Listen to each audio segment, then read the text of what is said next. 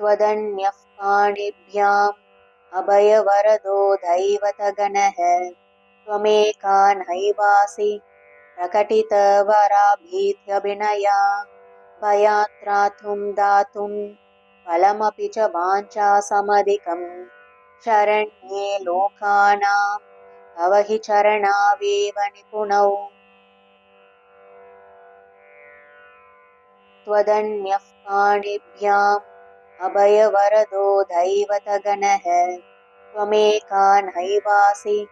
प्रकटितवराभीत्यभिनया भयात्रातुं दातुं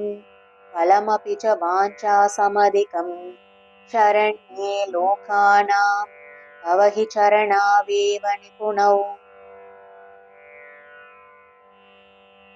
त्वदन्यः पाणिभ्याम् अभयवरदो दैवतगणः त्वमेका नैवासि प्रकटितवराभीत्यभिनया भयात्रातुं दातुं